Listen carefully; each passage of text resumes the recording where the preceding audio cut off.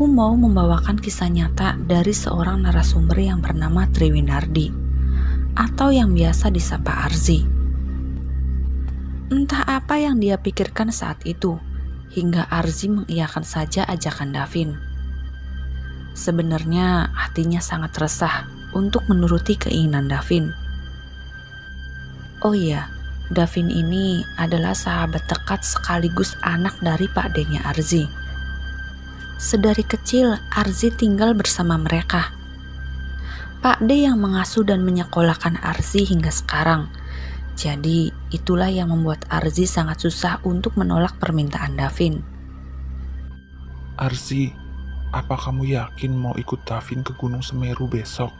Tanya Pak D yang membuyarkan lamunannya saat itu. Sebenarnya sih aku ragu Pak D. Tapi mau gimana lagi? Kasihan Davin kalau nggak aku temani. Di tengah obrolan, tiba-tiba Davin datang dengan penuh semangat sambil membawa sejumlah barang untuk keperluan naik gunung besok. Zi, kita besok jadi pergi kan? Aku udah siapin semuanya nih keperluan buat kita. Kata Davin yang sangat antusias karena ini kali pertamanya Davin dan Arzi mendaki gunung. Iya Vin, kamu yakin mau ke gunung itu aja? Kenapa nggak nyoba ke tempat lain aja sih? Halah, enggak lah. Pokoknya kamu harus temenin aku. Banyak kok temen lain dari sekolah kita yang ikut. Udahlah, kamu gak usah khawatir. Aman kok. Itu yang membuat Arzi diam, karena tak ada lagi yang bisa merubah keputusan Davin. Keesokan harinya, Arzi dan Davin pun bersiap untuk berangkat. Mereka menuju rumah Rian untuk berkumpul dan berangkat bersama dengan teman yang lainnya. Setelah sampai di rumah Rian, mereka menunggu Adit, Surya, dan Rizky yang belum juga datang. Tak lama kemudian, mereka pun datang. Oi, sorry ya, telat nih. Kata Rizky yang baru datang bersama Adit dan Surya. Iya, nggak apa-apa. Arzi, Davin, dan Rian menjawab dengan biasa. Arzi berpikir gimana Rian mau mendaki gunung kalau bahasanya kasar seperti itu. Arzi khawatir kalau Rizky tidak bisa menjaga sikapnya. Ayo berangkat, keburu siang.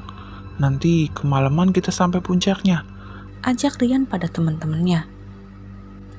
Mereka pun berangkat ke Gunung Semeru dengan menaiki mobil Rian. Siang hari mereka sampai di Gunung Semeru. Mereka langsung bersiap untuk mendaki gunung. Seperti biasa, juru kunci memberitahu jalur mana yang harus mereka lalui. Larangan, aturan, serta adab yang harus mereka jaga saat mendaki gunung. Perjalanan mereka mendaki berjalan begitu lancar. Untunglah yang Arzi khawatirkan tentang Rizky tidak terjadi. Ternyata dia bisa menjaga sikap dan adab saat mendaki. Hari mulai petang. Mereka memutuskan untuk beristirahat di tengah perjalanan dan membuat tenda untuk bermalam di sana. Waktu sudah menunjukkan pukul 12 malam. Tiba-tiba, Davin membangunkan Arzi yang tengah tertidur. Si, aku lapar nih. Kita cari makanan yuk. Siapa tahu ada yang jualan. Ini kan banyak yang mendaki. Atau kita cari apa gitu buat dimakan? Kata Davin sambil membangunkan Arzi. Ini udah malam Vin, mana ada orang jualan? Udahlah, ada suara rame tuh. Pasti ada orang jualan. Kita kesana yuk, temenin aku. Nanti aku traktir deh. Arzi pun mengiyakan dan pergi menemani Davin. Melihat apa benar keramaian yang dikatakan Davin itu adalah orang berjualan. Ketika sampai di sana, ternyata benar kalau memang ada tempat ramai sekali seperti pasar.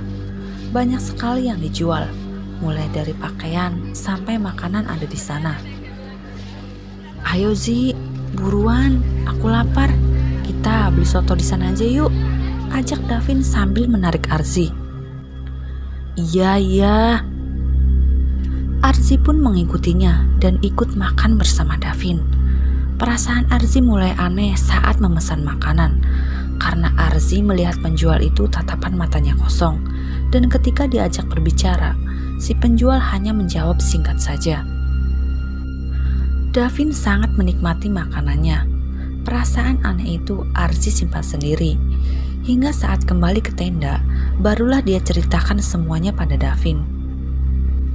"Vin, tadi kamu lihat ada yang aneh nggak sama penjual dan tempatnya tadi?" Tanya Arzi penasaran. "Enggak tuh, biasa aja. Sotonya juga enak. Kalau kesini lagi, kita ke tempat itu aja ya. Nggak perlu bawa bekal," jawab Davin sambil tertawa kecil. "Aku kok aneh ya, penjualnya itu loh, tatapan matanya kosong gitu. Terus aneh aja, di tengah hutan kayak gini ada pasar di tengah malam." "Udahlah, gak perlu dipikirin. Sekarang kan kita udah kenyang, tidur Gi. Besok pagi kita naik ke puncak, biar sore udah bisa turun lagi," kata Davin sambil menarik sarung untuk selimut. Semalaman Arzi tak bisa tidur memikirkan pasar itu. Dia juga sempat bercerita pada temannya yang lain. Tapi tak ada yang menghiraukan Arzi. Malah menganggap itu hal yang biasa saja. Karena kebetulan saat itu memang sedang ramai pendaki, jadi tak menutup kemungkinan kalau memang ada pasar. Keesokan harinya, mereka melanjutkan perjalanan. Saat itu Arzi hanya terdiam, sampai Rian menegurnya. "Zi, kamu kok diem aja dari tadi? Masih kepikiran yang semalam? Apa kamu mau istirahat dulu?" tanya Rian khawatir. "Ah, gak apa-apa kok." Di sore hari saat mereka turun, Arzi masih ingat betul jalan menuju pasar yang kemarin dia datangi bersama Davin.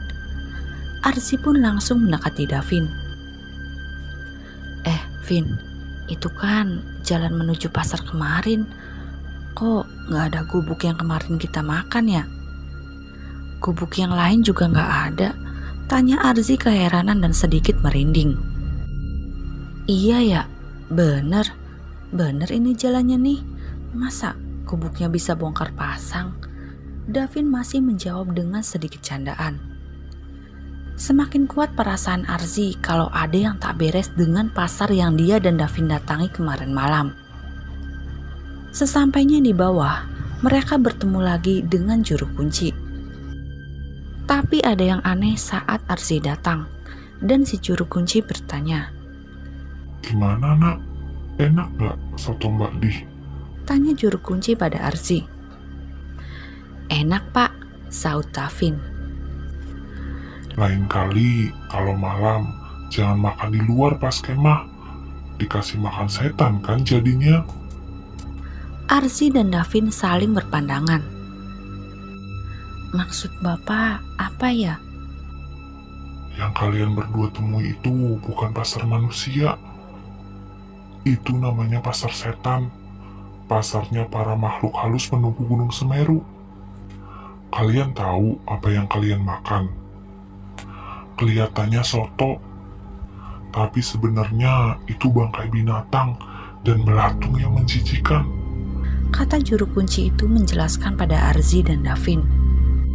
Bulu kuduk Arzi pun langsung berdiri, karena dia baru tahu tempat itu ternyata bukan pasar manusia, melainkan adalah pasar setan. Arzi dan Davin pun langsung mual dan ingin memuntahkan semuanya begitu mengetahui apa sebenarnya yang dia makan semalam. Nah lo, kalian sih malam-malam pakai keluar segala cari makan di tengah hutan. Jadi gitu kan? Kata Rian sambil menggelengkan kepalanya. "Maaf Pak, saya nggak tahu," kata Arzi penuh penyesalan karena menuruti Davin kemarin malam. Juru kunci itu hanya tersenyum dan menganggukkan kepalanya menandakan tidak apa-apa karena ketidaktahuan Arzi dan Davin. Sungguh campur aduk perasaan Arzi saat itu. Dan setelah mendengarkan penjelasan juru kunci, mereka pun pulang ke rumah masing-masing dengan diantarkan oleh Rian. Sesampainya di rumah, Arsi menceritakan semuanya pada Pak D-nya. Lalu pada akhirnya, Davin pun kena marah dan dilarang mendaki gunung lagi. Pengalaman mendaki kali ini dapat dijadikan pelajaran untuk Arsi dan teman-teman lainnya, terutama Davin, agar tidak mudah menyepelekan satu hal dan menganggap semua adalah candaan.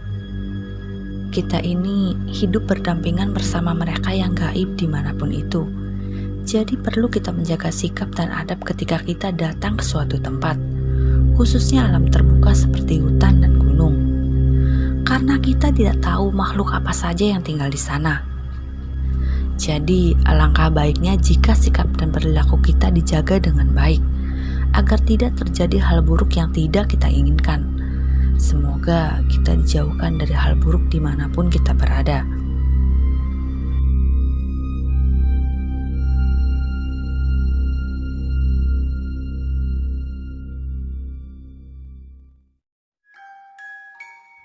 Jika kalian ingin berbagi cerita kepada kami, silahkan DM ke Instagram atau email kami yang ada di kolom deskripsi. Sekian dan terima kasih. Salam dari kami, keluarga pendaki.